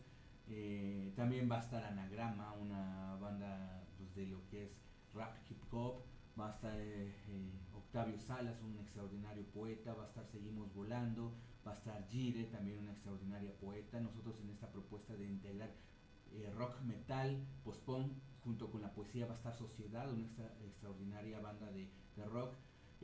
Va a estar nuestro amigo Onírico, un gran poeta, también va a estar allá, que por cierto es estudiante de la UACM de creación literaria. Va a estar Urbanos, una extraordinaria banda de rock mexicano. Va a estar este gran poeta, de verdad, de los poetas que ahora les podemos decir malditos, aunque no se considera así, pero que viene del Big Nick. La verdad es la propuesta de Kenzo. Va a estar Sagarat, una extraordinaria banda de heavy metal. Va a estar Judith Fernández, que también es estudiante de comunicación de la UACM, pero ella es una extraordinaria cantante. Va a estar Triste Den, una banda de post-punk mexicano.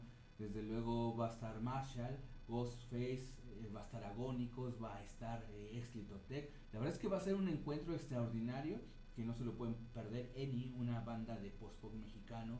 Va a estar Leo también, Leonore Martínez, que es una extraordinaria poeta, Los Devastation. Y bueno, este es el cartel que tenemos para ustedes el viernes 26 de septiembre. La entrada es libre, nosotros no lucramos. La cultura pienso que debe ser ese puente para compartir quiénes somos, nuestra historia, pero qué estamos haciendo a partir de la música, a partir de lo que es la poesía. Así que están invitadas, invitados el próximo viernes 26 de septiembre.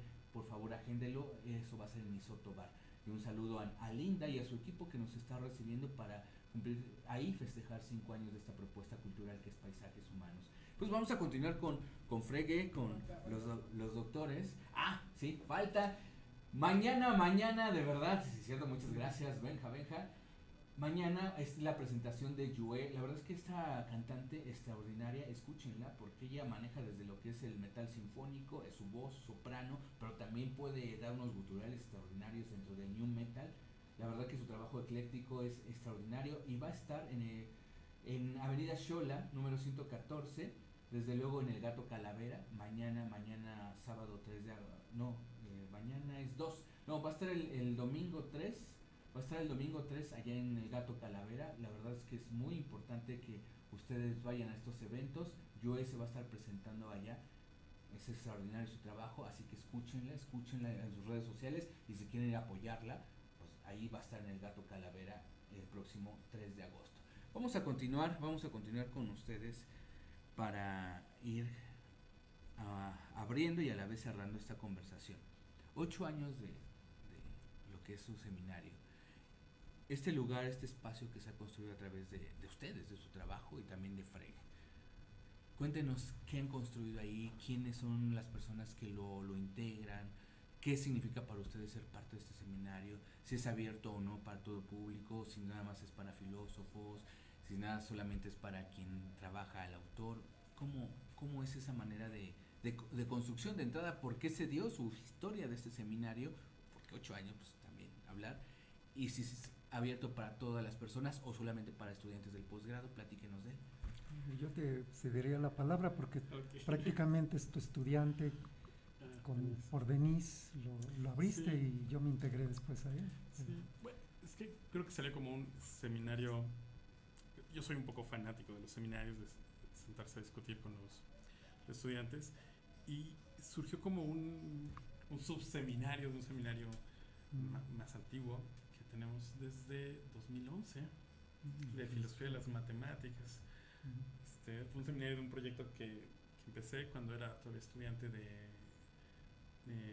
maestría. Acabé la maestría, empecé el doctorado, organizé un seminario de filosofía de las matemáticas, pensando que fuese para todo el mundo, fuese inclusivo, que pudiera llegar cualquier estudiante de cualquier nivel e integrarse. Y tuve a bien invitar a varias personas, incluyendo a Pedro, que se integró, y llevamos 14 años haciendo filosofía de las matemáticas y de la lógica. Nos reunimos cada 15 días. Y durante ese periodo, en algún momento, está Denise Vázquez, ella quería entrar al doctorado y trabajar a Frege. Y nos propusimos, bueno, ¿por qué no hacemos algunas sesiones especiales del seminario para leer la obra de Frege? Podemos invitar a Pedro, que le interesa bastante. Empezamos, creo que nada más nosotros 3, ¿verdad? Leyendo textos. Los miembros del seminario más grande, algunos no están tan interesados. Pero empezamos a tener estas reuniones quincenales, y se fueron integrando poco a poco más personas. Es un seminario, yo creo, completamente abierto. Desde que empezó la pandemia nos mudamos a seminario en línea, ahora es webinar. Y ahí originalmente leíamos cosas de Frege, y muchos comentaristas el seminario se llama de hecho Frege y sus lectores. Wow. Y leíamos muchos especialistas en Frege. Denis nos ayudaba, y ahorita ya se han integrado muchísimas más personas, ¿no? Tenemos la ventaja que se ha abierto es que vienen, por ejemplo, por lo menos 2 estudiantes de Pedro de San Lorenzo, ¿no? Jesús y Elliot. Vienen un par de estudiantes de la Universidad Autónoma de México, se conectan con la Universidad Autónoma del Estado de México, de la UMX.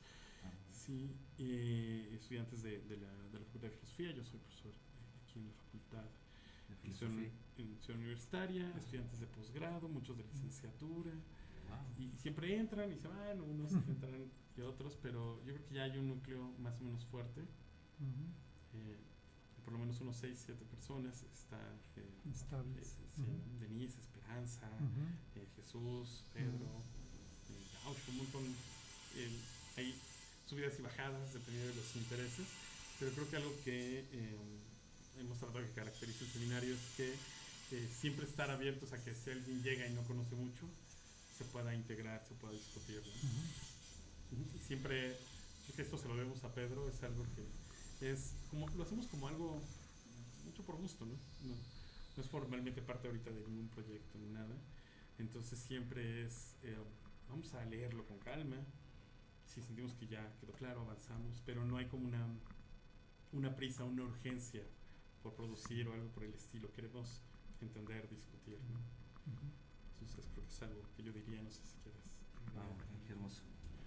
Sí, bueno, pues a mí me gusta la modalidad del seminario porque nos llevamos en general todos muy bien, no hay violencia, no hay agresión, no hay soberbia, Hay gusto. hay gusto, claro, Sí, sí, sí. es por gusto que lo hacemos. Ujú. Entonces, por el lado personal, pues es una cosa muy, espero, formativa para nuestros estudiantes y para mí también lo ha sido, ¿no? Yo me empecé a abrir más a estudiar, por ejemplo, un poquito cosas de filosofía de las matemáticas, que yo no tenía idea de eso, a estudiar la lógica de Frege. Antes de entrar a estos seminarios, pues, yo no la conocía, yo pensaba que era lo mismo que la lógica actual y tiene sus asegúnes y sus bemoles que hay que entender bien, ¿no? Y a mí me ha gustado porque yo, pues, habiéndome doctorado en filosofía del lenguaje, pues estaba muy clavado solo en esa área Ujú. y en particular en Frege en esa área, pero me empecé a abrir a la filosofía de las matemáticas de Frege, a la lógica de Frege, entonces eso me ha dado una visión más amplia y más rica de Frege. Y para mí ha sido, yo creo que muy, muy formativo, ¿no? En ese sentido. Conocer estas partes de la filosofía de Frege que yo las tenía muy ignoradas. Y Frege es un pensador muy sistemático. Uh-huh. Él es como los grandes filósofos anteriores a él, digamos, muy sistemáticos, solo que él tenía una serie de intereses como muy restringida, ¿no? No todo le interesaba a él, pero lo que le interesaba lo trataba de desarrollar con mucho, como dice Cristian, cuidado y de una manera muy sistemática, ¿no? Integrando todo en una unidad. Esa era su pretensión, muy coherente y muy demostrativa, ¿no? Entonces, estudiar a Frege de esa manera también pues da una visión más amplia del autor, permite a uno conectar, por ejemplo, a veces uno puede pensar, bueno, pues ¿por qué si lo que le interesaba era fundamentar la aritmética en la lógica, ¿por qué hacía filosofía del lenguaje? A ver, ¿qué tiene que ver con esta área, con ese proyecto, ¿no? Y yo de lo que me di cuenta es de que los filósofos del lenguaje posteriores a él generalmente no ven esa parte de la filosofía de Frege, se quedan solo en la filosofía del lenguaje y no la conectan con sus otros intereses, ¿no? Entonces no tienen esta visión tan sistemática de la filosofía que tenía Frege, porque Frege también lo conectaba con epistemología, con ontología, con filosofía de las matemáticas, con lógica, o sea, todo estaba metido en un paquete de lo que él quería desarrollar de manera muy, muy sistemática. Y yo creo que si uno quiere pues entender a Frege es bueno entrarle por las distintas aristas de lo que es su pensamiento, no por una sola, ¿no? Sí, y ver que sí, para él, por ejemplo, la filosofía del lenguaje era muy importante porque a mí me da la impresión de que, digamos, parte del éxito de su proyecto de fundamentación de la aritmética en la lógica, yo entiendo que tocaba profundamente a la filosofía del lenguaje, porque si realmente los objetos matemáticos fueran objetos lógicos, los enunciados aritméticos fueran en realidad enunciados lógicos, habría que decir, bueno, y entonces, ¿por qué los matemáticos no se han dado cuenta? ¿O qué es lo que hacen ellos, no?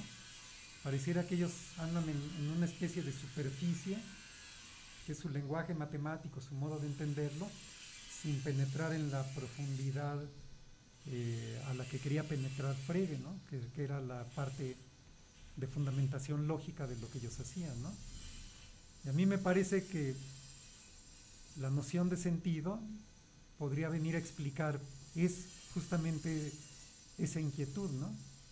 Porque los matemáticos, podríamos quizá decir desde el punto de vista de Frege, si hubiera, claro, tenido éxito su proyecto, se mueven, por así decirlo, en una especie de, lo voy a decir de una manera que quizá a muchos matemáticos no les va a gustar, en una especie de superficie matemática, que es el mundo del sentido, del lenguaje matemático, de la ontología tal como ellos la ven, pero si penetraran más profundamente, se iban a topar con la parte lógica.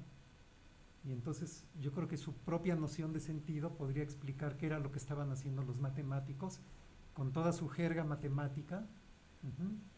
Estaban en el mundo del sentido de las matemáticas, pero había algo más profundo, bueno, según su proyecto original, ¿no? que se daba en el mundo de la lógica, y la noción de sentido podría explicar un poquito, pues, por qué ellos creían que solo existía eso, porque se movían en ese mundo del sentido y no penetraban a la profundidad lógica, ¿no? Pero esa es mi visión. Extraordinario. Les voy a leer algunos saludos que tienen aquí ustedes. Gracias. De entrada, María Valdés dice: saludos, profesor Pedro. Juan Carlos Ortiz Valdés, excelente presentación. Juan Carlos, que es estudiante, compañero de la UACM, Plantel del Valle, que Saludos. es igual, estudiante de usted, compañero, un saludo, hermanazo. Aleida Ávila, saludos, buena presentación, muy interesante. Y Caballero de Fortuna, muy interesante. Son los saludos que tienen ustedes aquí. Gracias. Sí. Entrar a Frege, ejemplo, si yo no soy estudiante de filosofía, no soy filósofo, soy de otra área, disciplina, ¿qué recomiendan? ¿Qué textos, qué autores para entrarle? Y ya después, desde luego, irse a Frege, ¿no? O al revés, podemos entrar con Frege directamente, ¿con qué obra? ¿Qué recomiendan ustedes para empezar nosotros a involucrarnos con este autor? A mí hay un texto que me gusta muchísimo, como para contextualizar, creo que es muy, muy útil. Es de un autor argentino, Alberto Cofa. Se llama La tradición semántica, de Kant a Carnap. Está traducido por la UAM Español, sí. Iztapalapa en 2 tomos y creo que es un texto muy ilustrativo. La primera parte empieza con Bolzano y Kant y llega a tocar Frege, y después las cosas que se dijeron después. No es tan básico, pero creo que sí te va empapando como de, digamos, de algunas de las discusiones que están ahí. Y me gusta mucho porque explota mucho la beta filosófica. Justo tratan de esta idea de la tradición semántica, es decir, hay muchos intérpretes de Kant, todo el mundo dice que es kantiano. A principios del siglo XX, cada escuela decía, somos kantianos en algún sentido. Y esto explora una tradición no muy conocida, que es la tradición semántica. Eran estos alemanes austriacos que empezaron a leer a Kant, pero en una clave más centrada en el lenguaje, en el significado. Y trataba de hacer algo objetivo. El texto empieza a arrastrar los trabajos de Bolzano, del mismo Kant, cómo se va conectando con Frege, cómo termina en Russell, el positivismo lógico. Entonces un recorrido justo de Kant a Carnap, hasta la estación de Viena se llama, es que la versión inglés, como hacia la estación de Viena. Y creo que puede dar como una muy buena entrada. Ajá. Y no sé, creo que algo que podría servir sería una buena lectura, tal vez directa, de algunos fragmentos. Creo que siempre son básicos. Claro. La primera sección de la conceptografía sobre sentido y referencia. Y algunos otros creo que podría ser muy interesante hacer la lectura directa, porque realmente hay una cantidad enorme de gente que comenta el trabajo de Frege. Había un amigo nuestro, Axel Arturo Barcelos Peiter, que hace como 5 años nos contaba que fue a un congreso y decía, es increíble la cantidad de trabajos que todavía hay sobre el pensamiento de Frege, tratando de interpretarlo y que sí digan cosas distintas, ¿no? Siempre me quedó eso muy grabado, y es que creo que da para mucho. Entonces me gusta el de Cofa porque es como da contexto, pero yo creo que yo me iría por la lectura directa, pero no sé, Pedro. Wow, muy bien. ¿Tienes alguno que te guste mucho? Pues en general yo también recomendaría lecturas Directa a la fuente. sí, directas, ¿no? Yo diría, por ejemplo, para filosofía del lenguaje, para mí sería básico pues leer sobre sentido y referencia o sobre sentido y denotación. Este otro artículo que comenté que está muy conectado, que se llama El pensamiento, con este. Y estos de sobre concepto y objeto, para entender qué decía él sobre los conceptos, o función y concepto también, que son artículos que, digamos, con un poco de formación filosófica, yo creo que realmente se dejan entender, ¿no? Y pues a lo mejor recomendar secciones de los fundamentos de la aritmética, ¿no? Porque creo que, digo, para filosofía de las matemáticas, ¿no? Sí. Tiene discusiones ahí muy interesantes sobre los números, sobre las unidades, y es muy filosófica esa lectura. No sé Yo por ejemplo, ¿qué partes recomendaría, recomendarías creo que ahí? el parágrafo 40 en adelante, la discusión sobre qué es un número.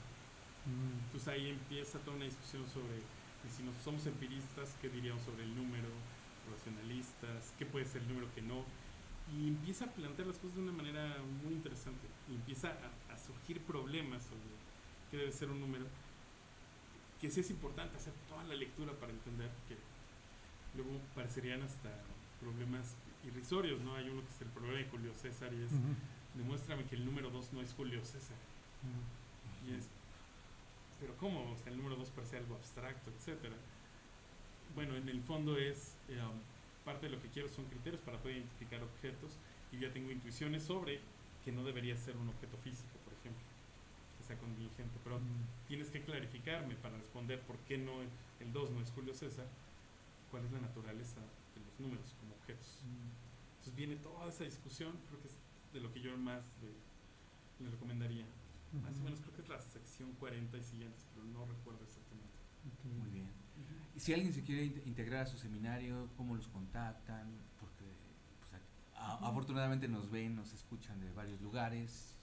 Si quieren integrar al seminario de Frege, ¿cómo los contactan? Por correo electrónico, yo creo. Sí, El ¿no mío lo comparte? es Cristian Gutiérrez, todo seguido, sin H, Cristian Gutiérrez, @filos.unam.mx. Perfecto. Un correo institucional. ¿El de usted, doctor? Pues ¿Quiere el mío compartirlo? es, sí, con minúsculas y como una sola palabra escrita, pedro.ramos, @UACM, que son las siglas de Universidad Autónoma de la Ciudad de México. Entonces es pedro.ramos, @uacm.edu.mx. ¿Piensan en algún momento sacar como ese seminario en una publicación? Estaría interesante. Deberíamos, ¿eh? Sí, o sea, por ejemplo, como para 101 años estaría perfecto. Un año estaría genial, ¿no? Sí. Sí, quizá, porque como estamos pensando, por ejemplo, en intervenir en el congreso que viene de diciembre, ¿no? Sí. Y Muy quizá bien. vamos a centrar algo en Frege, recuerdas que lo habíamos platicado, ¿no? Y de ahí podrían salir cosas, pero sí estaría bueno como pensar en dar alguna salida, digamos, en términos de textos, ¿no? A Sí. este seminario, que no lo hemos hecho hasta ahora, por cierto. Sí. Ha habido artículos, ¿no? Sí, Que, eso sí. algunos artículos A publicados. título personal que hemos título personal, publicado, ¿no? Sí. algunas tesis, ¿no? ¿Los podemos encontrar en red, Sí. ejemplo, o no son físicos? Ahorita, por ejemplo, es que están todavía, algunas de las tesis todavía están en camino. Es la de Denise, por ejemplo, está una tesis de Yaoshu, Sobre Frege también. perdón, Digo, sobre Frege. sobre Frege. Entonces son tesis que van a ir saliendo, Muy bien. y artículos sobre todo de Pedro, porque Pedro sí escribe. Yo tengo un problema con la parte de escribir y mandar. Hago mis textos, pero nunca los mando. No, es que a mí me pasa lo mismo, Cristian. Yo tengo varias cosas que no he sacado y están ahí para publicarse, ¿no? Sí, pero, sí. Creo que sí valdría la pena. Valdría bastante la pena. Yo creo que vale la pena leer bastante Frege. Que debería confesar que, en el fondo, siempre le digo a Pedro, yo no soy freguiano. Eres más roseliano. Soy mucho más roseliano. Sí, ya me di cuenta. Más materialista. Pero creo que, sin importar eso, uno no podría entender las discusiones si no lee a Frege. Claro. Entonces creo que sería muy, muy útil, muy, muy importante. Y creo que Sí. deberíamos Mira, sacar un texto. si sacas tu sabático el semestre que entra, va a coincidir con mi segundo semestre, Sí, podríamos pensar ya en algo sacar un libro. para ese segundo semestre. Bueno, Bien. tu primero y mi segundo. Ujú. Y podremos retomar algunos otros Ujú. trabajos. Ya si hechos. todavía tengo tiempo. Sí, adelante, Una doctor, cosa que venga, me venga. gustaría recomendar Sí, muchísimo sí, sí. es este texto de Raúl, el de Ah, ya. Raúl Orayen, que fue Sí. maestro de Pedro, Sí, etcétera. sí. Un filósofo. Tiene un libro que se llama La ontología de Frege. Mm, Y creo que es sí, nada más muy que está bien bonito. difícil de conseguir. Yo creo que solo en la biblioteca del Instituto de Filosóficas, porque es una publicación que salió en un instituto, Torcuato Di Tella, y de Argentina, hace muchísimos años, en los años 70 del siglo pasado. Y creo que hasta ni siquiera fecha le pusieron, pero yo creo que se escribió en los 70 del siglo Sí. pasado, en ese texto. Ujú. Y me parece que el instituto incluso lo tiene solo en fotocopia, si mal no recuerdo. No sé si Y tengan por ahí los me dijo un originales. pajarito que alguien lo escaneó y está por ahí en la red. A buscarlo bueno, hay que entonces. A Habrá buscarlo que entonces. buscarlo, doctor. si es que ya Sí. alguien lo subió, nos harían un favor, Ujú. porque sí es un libro muy difícil de conseguir. Y Raúl sacó un texto también aquí en México, en una revista que se llama Ergo. Nada más que no recuerdo ni el año ni el título exacto del artículo, pero esa es una revista de la Universidad de Jalapa, que creo que ya la subieron en línea, y quizás se podría buscar porque salió por ahí de los años 90 del siglo pasado. Un artículo breve, muy general, donde presenta cuestiones de la filosofía, un poco del lenguaje y de la lógica de Frege, Raúl Orayen también. Sí, la revista se llama Ergo, de la Universidad de Jalapa. Ahí viene un artículo de él. Y sí, yo recomendaría pues como dijo Cristian, para la lógica de Frege, pues uno puede leer la primera, creo que es el primer capítulo, ¿no, Cristian? Donde presenta y acaba con el cuadrado de oposición, ¿no? Sí, De las los primeros proposiciones. 12 párrafos. Sí, el primer capítulo y el prefacio o la introducción que le pone Frege a todo el texto, ¿no? Donde explica un poco los objetivos de su lógica, para qué la quiere, para qué puede servir, que también dice cosas conceptuales muy interesantes sobre la lógica. Eso no tocante a la lógica misma de Frege, ¿no? Ujú. Mira, aquí está el artículo Ah, de a Raúl. ver, Es Frege, una aproximación a sus concepciones semánticas, Dices, de ujú. 1988, y está en línea. La Universidad línea. Está en Veracruzana línea. lo tiene Ah, de acceso perfecto. público. sí, es un texto muy legible, muy digestivo Muy bien. sobre Frege. Pues gracias por compartir. A manera de cierre, antes de cederle la palabra y que vayan cerrando, vamos a cerrar con un video que tengo que compartirles con ustedes, pero antes de, muchas gracias por estar aquí construyendo este espacio. Este espacio es precisamente para reactivar la comunidad, ¿no? La unidad común. En el caso del doctor sabe que Paisajes Humanos y las Huellas del Alba es su casa.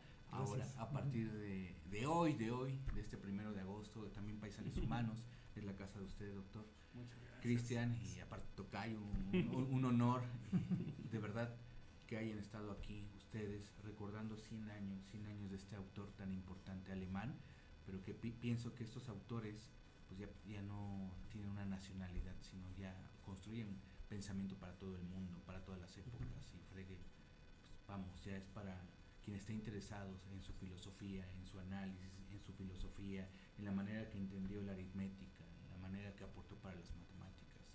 Y esta es la casa de ustedes, la casa de todos ustedes que nos están acompañando, porque para difundir el pensamiento, la cultura, la filosofía, la historia, la literatura, la música, la poesía, el derecho, está hecho este programa, su espacio, un espacio donde rompemos fronteras a través de la cultura, y gracias a Benjamín en los controles, porque es mi hermanazo de esta batalla, de este viaje, de esta aventura, a Angra, a Elsa Fernanda, a todo el público, a Ivonne Romero, muchas gracias por ser parte fundamental de mi vida y poder también hacer que esto surja y que tenga una intención, que es construir comunidad, hacer trabajo común a partir del mundo de las ideas. Les cedo la palabra para que ustedes quieran incluir algo, alguna conclusión, algo, una invitación especial. Adelante. Pues mira, yo te daría las gracias porque la idea de invitar a Cristian ni siquiera fue mía, a ti se te ocurrió, yo lo mencioné de pasadita en la última charla en la que estuvimos hablando sobre Frege, y dije, ay, pues tenemos que hacer algo, y luego tomaste la palabra y dices, pues invita a Cristian y vamos a armar esta mesa, y estuvo muy rico, y qué bueno que te integraste porque enriqueciste mucho la discusión, Cristian, con tus comentarios siempre atinados y profundos y buenos, ¿no? Yo te agradezco que hayas venido y a ti te agradezco que nos hayas Su casa. invitado, y pues con esto yo cerraría. Muchas gracias. Doctor. Ujú. Doctor. Muchas gracias. Bueno, muchas gracias a ambos por la invitación. Fue un placer. Y yo solo quisiera decir que les hago una atenta invitación a que lean el trabajo de Frege, y no solo él, que lean todo lo que puedan. La filosofía es muy, muy divertida, muy rica, y creo que es importante siempre hacer estas discusiones en espacios amables, tratar de hacer que la filosofía en general, el pensamiento sea pueda incluir a todo el mundo. Creo que existan espacios como el tuyo es muy, muy, muy, muy importante. Me da muchísimo gusto haber estado con ustedes. Muchas gracias. Pues gracias.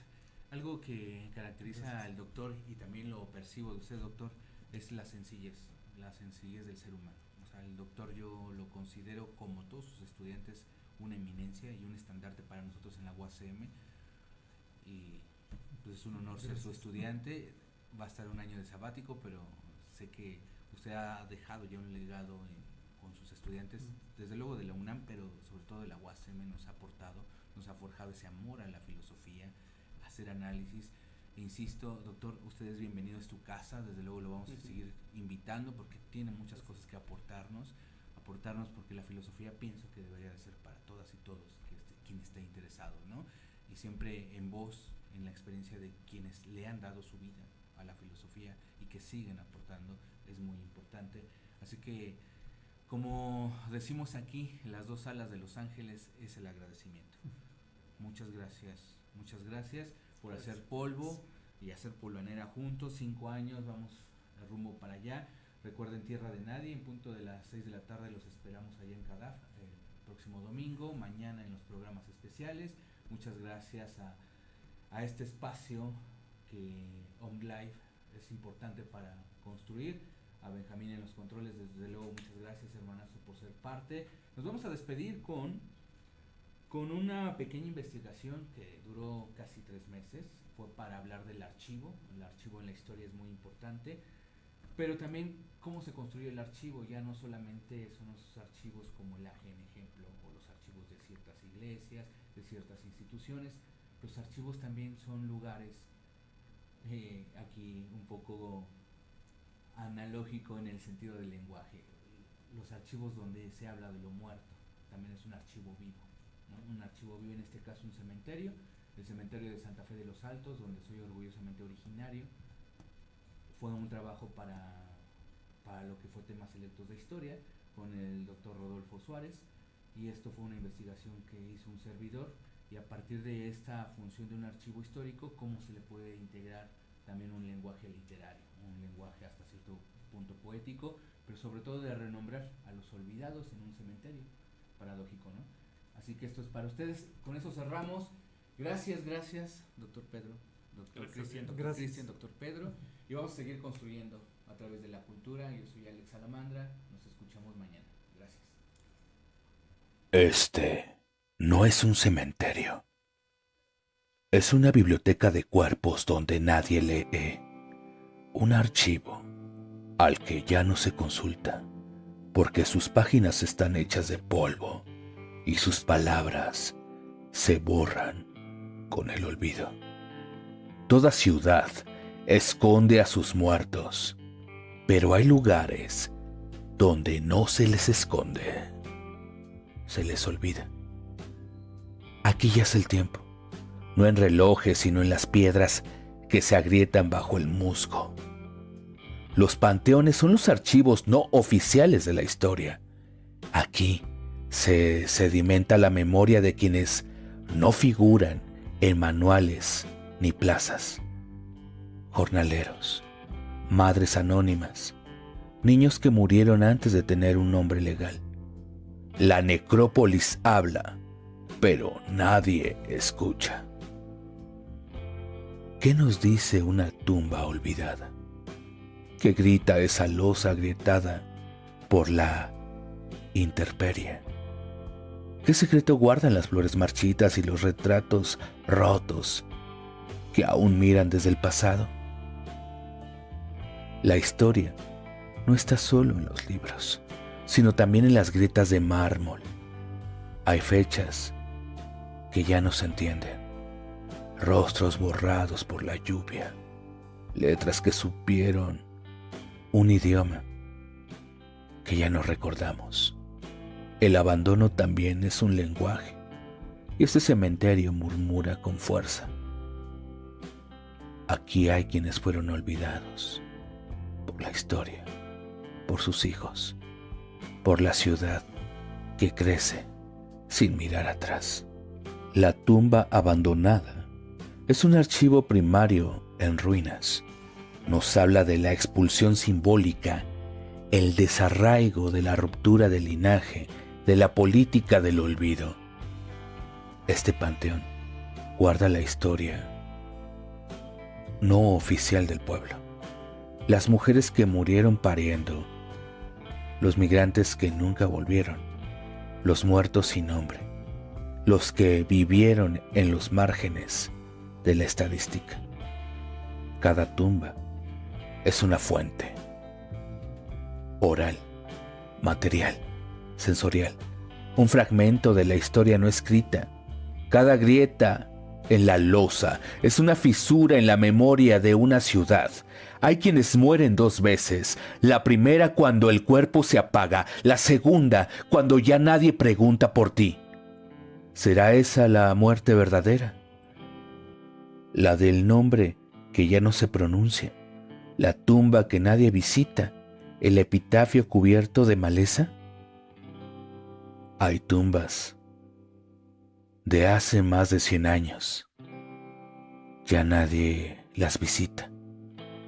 Antes les llevaban flores. Ahora solo hay viento y las lápidas se caen como si la tierra las quisiera devorar. La tumba olvidada es una metáfora. Es el testimonio de lo que una sociedad elige no recordar. Es la fractura de la memoria colectiva. Es la genealogía cortada. El duelo no realizado. Pero también hay quien rescata los nombres, quien limpia con ternura el mármol perdido, quien devuelve voz a los que callaron.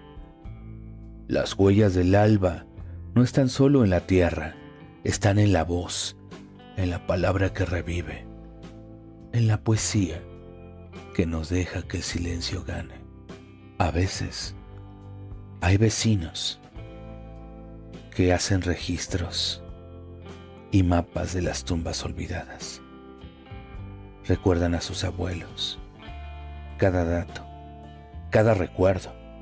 Sí, porque allí hay actos de resistencia. Santa Fe de los Altos no es solo un panteón, es una cartografía del despojo, una grieta en el discurso oficial, un espejo donde la ciudad observa su muerte y se pregunta si aún puede recordar. La primera muerte es física, la segunda es el olvido, pero hay una tercera vida, la que renace cuando alguien pregunta, cuando alguien nombra, cuando alguien recuerda. La muerte no se mide por el latido, se mide por la ausencia, y mientras alguien pronuncia un nombre, aunque sea en la sombra, aunque sea en la madrugada de la radio, ese cuerpo sigue hablándonos en cada canción. Como decía Eduardo Galeano, Lo que de verdad muere es lo que no se cuenta. Santa Fe de los Altos, la segunda muerte. Un viaje al panteón como archivo del olvido y la memoria en la Ciudad de México. Alex Salamandra. Paisajes humanos, voz, poesía y canto, rumbo a su 5º aniversario. Y las huellas del alba en el mundo onírico de la radio.